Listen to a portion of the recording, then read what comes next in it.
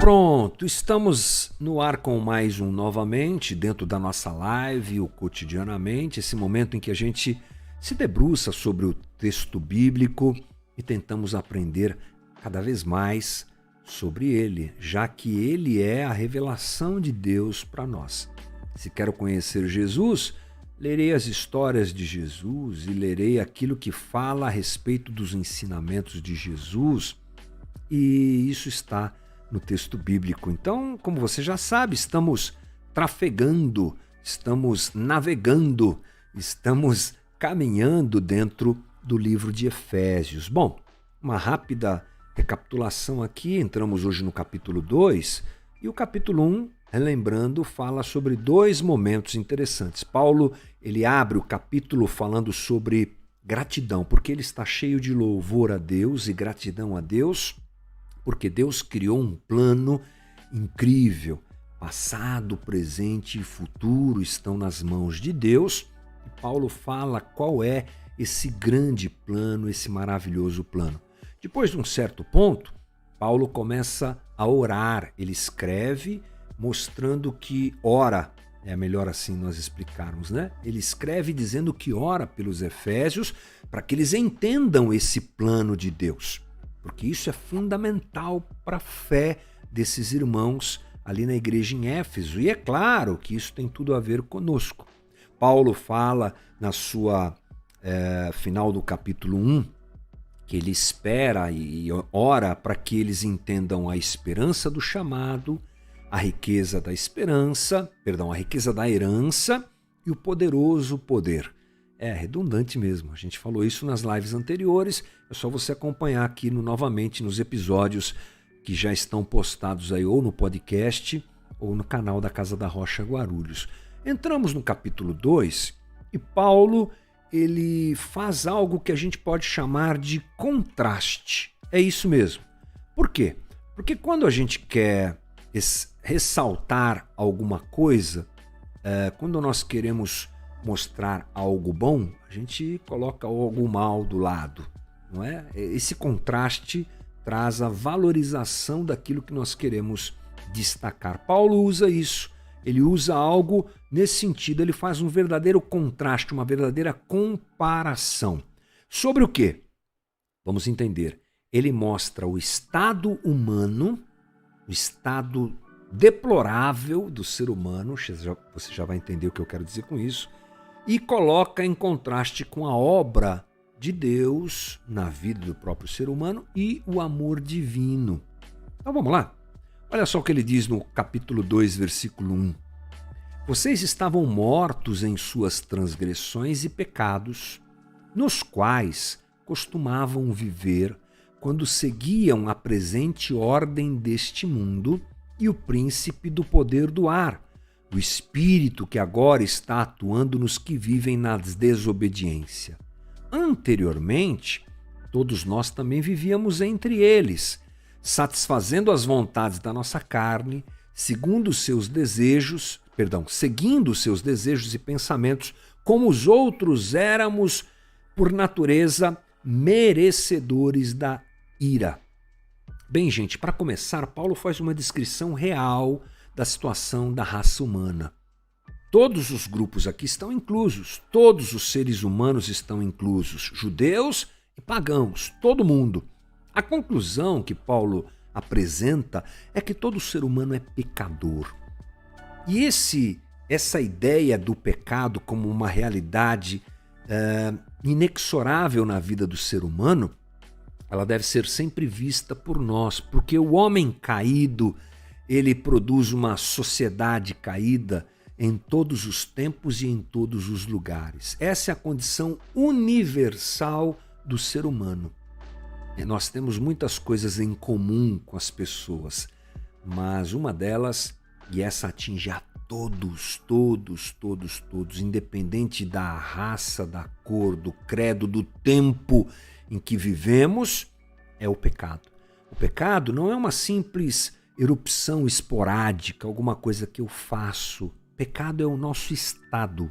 É bom a gente se lembrar disso. A condição universal do homem não tem a ver com fazer, tem a ver com ser. Para isso, Paulo apresenta 4 fatores muito interessantes para fortalecer a nós e aos seus leitores, e aliás, nós como seus leitores, essa realidade de que somos pecadores e seres caídos. Ele nos chama, incluindo a ele mesmo, de mortos. Versículo 1. Vocês estavam mortos em suas transgressões e pecados, nos quais costumavam viver. Mortos, aqui, não é uma figura de linguagem, gente. É isso mesmo. Paulo está dizendo que os efésios e também nós estamos mortos ou estávamos mortos para Deus. A palavra grega que ele usa é a palavra necros, cadáver, aquele que deu seu último suspiro, sem vida, falecido, morto, destituído de vida, sem vida, inanimado. Paulo usa um termo grego absoluto nesse sentido. Não há possibilidade de salvação em nossa humanidade. Estamos literalmente mortos em nossos pecados e delitos, carregamos a morte na nossa constituição humana. É a realidade da humanidade longe de Deus, que deve estar sempre diante de nós. Kurzweil diz assim: é como se o mundo todo fosse um imenso cemitério e cada pedra tumular tivesse a mesma inscrição: morto por causa do pecado. Achei essa descrição fantástica. E Paulo usa algumas palavras que são fortes nesse sentido, que fortalecem mais ainda esse conceito: transgressão e pecado. Transgressão tem a ver com delito, queda, um passo em falso, uma ofensa, estar perdido no caminho ou se tornar o caminho errado, ou tomar o caminho errado, né? Pecado, errar o alvo. Então, quando Paulo usa essas duas palavras juntas, ele quer deixar claro que o homem não consegue chegar à altura do padrão de vida que Deus lhe deu para seguir. Ele está incapaz. Pecado, transgressão, porque está morto diante de Deus. Paulo, então, traz 3 situações que devem ser destacadas também a respeito desse estado humano de morte. A gente pode perceber isso naquilo que Paulo está dizendo. O primeiro deles é que não existe vida fora de Cristo. Paulo está dizendo isso. Vocês estão mortos em vossos delitos e pecados, ou estavam. Se estavam, é porque estavam fora de Cristo. O tipo de vida que admiramos nesse mundo, gente, é bom que a gente saiba que não é vida. Agora há pouco estávamos falando sobre isso, a aparência, né?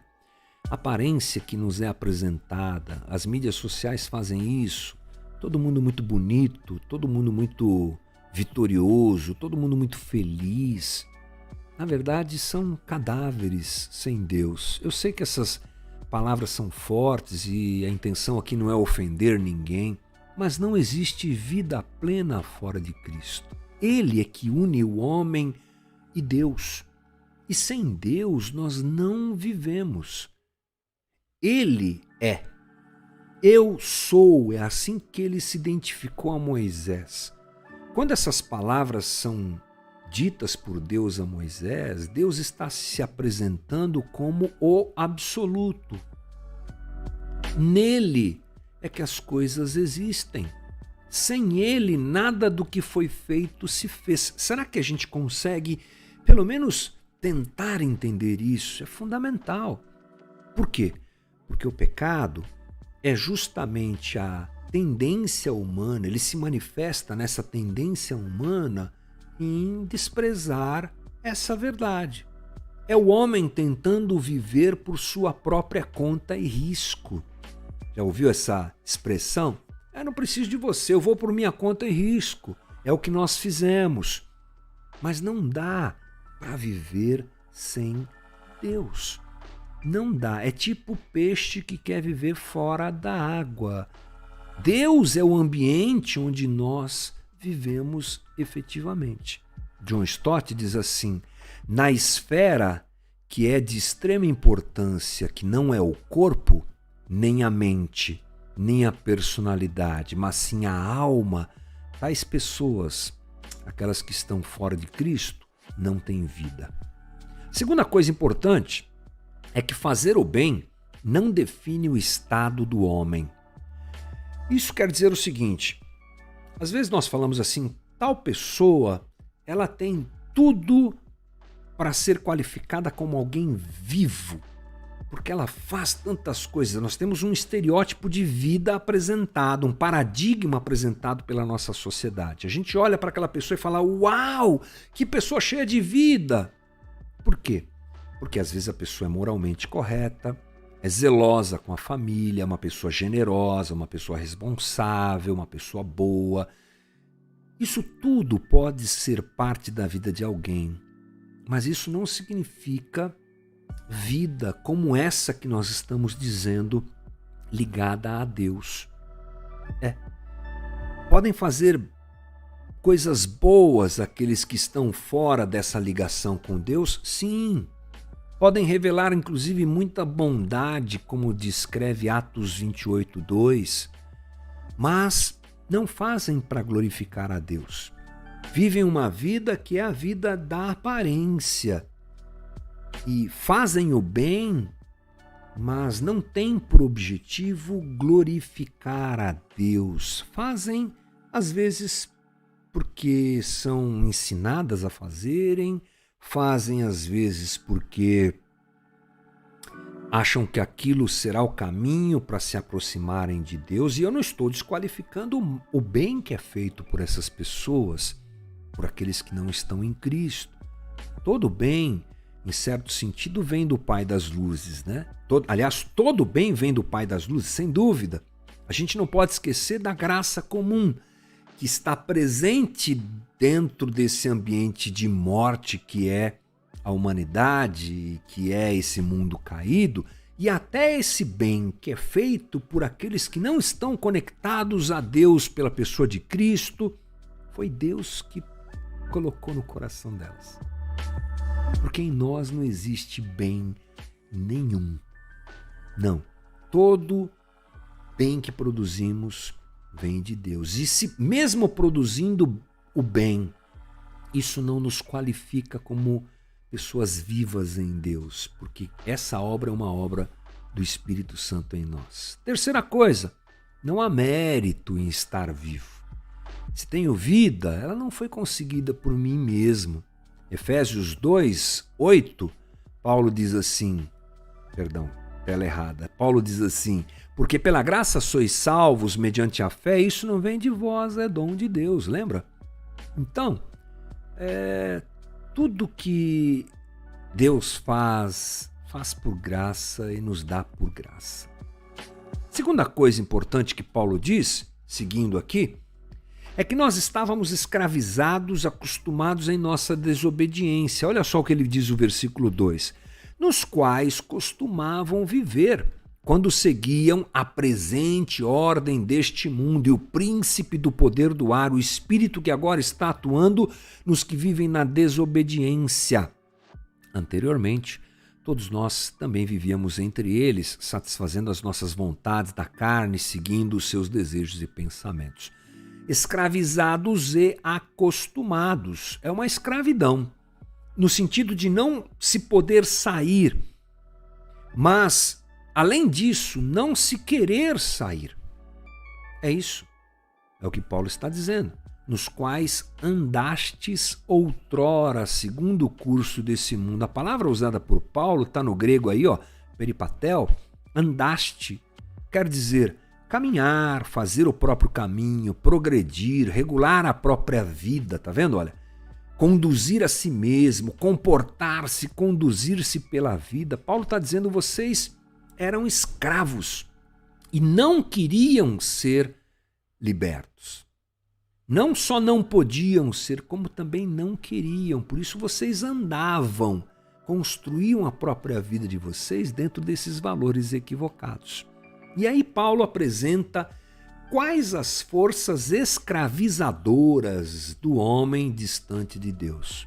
Primeira, vamos lá, mundo, nos quais costumavam viver, tá ali, quando seguiam a presente ordem desse mundo. Vamos lá, gente. Sistema que pressiona cada pessoa a se conformar com seus valores. Isso é mundo. Aliás, a palavra mundo aqui, pode ter certeza, eu não fiz a pesquisa, mas pode ter certeza que tem esse significado de sistema. A palavra cosmos, sistema. É Romanos 12:2. João é enfático. Quem ama o mundo não pode amar a Deus. 1 João 2,15. Tiago diz: quem é amigo do mundo é inimigo de Deus. Pensar além desse pecadinho nosso de cada dia e pensar mesmo num sistema. A gente às vezes ouve a palavra mundo e a gente não sabe muito bem o que quer dizer. Mundo quer dizer o sistema que nos cerca. Nós andávamos aliciados, dominados, encaminhados a viver de um jeito que não é o jeito que Deus quer que a gente viva. É o jeito de gente morta viver, não de gente viva. John Stott, vai faltar na tua tela aí, mas eu vou ler aqui, ó. Ele diz o seguinte: sempre que seres humanos são desumanizados pela opressão política ou pela tirania burocrática, por um ponto de vista secular repudiando a Deus, ou amoral repudiando absolutos, ou materialista glorificando o mercado consumidor, pela pobreza, pela fome ou pelo desemprego, pela discriminação racial ou por qualquer forma de injustiça, aí podemos detectar os valores subhumanos do presente século e desse mundo. O mundo é o sistema. Paulo fala também do diabo, nos quais costumavam viver quando seguiam a presente ordem desse mundo, e o príncipe do poder do ar, o espírito que agora está atuando nos que vivem na desobediência, outro fator escravizante. Primeiro, o mundo. Segundo, Satanás. A gente não valoriza muito Satanás, e acho que nem devemos, mas a gente também não despreza, e também não devemos. Vivemos num tempo do secularismo, onde a gente não quer ver, as pessoas não querem ver o transcendente, né? Mas o texto de Paulo e outros tantos deixa claro que o poder do diabo está aí, agindo nos filhos da desobediência, tanto quanto o poder de Deus age na vida do crente. É o mesmo verbo usado por Paulo para falar sobre Deus agindo na vida do crente, ele utiliza para falar sobre o diabo agindo na vida daquele que não é de Deus. John Stott diz assim: como as escrituras identificam o diabo como a fonte das tentações ao pecado, mas também como um leão e um assassino, podemos com segurança fazer remontar a ele, em última análise, todo o mal, todo o engano e toda a violência. Ele gera isso e ele potencializa isso, sem dúvida. Terceira fonte de escravidão é a depravação. Lá em Efésios 2:3, a gente vai chegar lá, mas Paulo fala: anteriormente, todos nós também vivíamos entre eles, satisfazendo as nossas vontades da nossa carne, segundo os seus desejos e pensamentos. Aliás, esse é o texto que nós estamos vendo, né? Efésios 2:3, eu li errado aqui. É a natureza humana caída, gente. É aquela natureza que age para que a gente deturpe o que é bom. Ele age na nossa natureza humana, essa depravação, fazendo com que a gente transforme o que é bom em mal. Isso é depravação. Kurzweil diz assim: todos os homens, antes da operação da graça redentora em seus corações, vivem segundo as inclinações da nossa carne. Isso significa que todos os não regenerados estão à mercê de suas paixões. Trata-se de uma conduta controlada por impulsos irracionais, com a total impossibilidade de domínio do proceder. É a depravação total. Nesse sentido, dentro dos 5 pontos do calvinismo, é verdade. Depravação total. Tais 3 agentes de escravidão agem no exterior e no interior. Olha o que o Hernandes Dias Lopes diz aqui. No exterior estava o mundo, a cultura secular prevalecente. No interior estava a carne, nossa natureza caída. E além desses 2, operando ativamente por meio dessas influências, havia aquele espírito maligno, o diabo, príncipe do reino das trevas, que nos mantinha em cativeiro. São 3 de 4 ações que mantêm o homem escravizado. Amanhã a gente fala a 4ª e da sequência nessa conversa que a gente começou hoje, a partir do capítulo 2 de Efésios. Uma coisa interessante e fundamental para a gente pensar, entender escravidão que existe fora de Cristo. Dessa conversa, o que é que eu guardo? Não há vida fora de Cristo. Não há vida. Quem está fora de Cristo está morto em seus pecados e delitos. Mas o papo continua amanhã. Amanhã a gente tem mais um novamente na área. Espero que tenha sido bom para você. Vamos lá.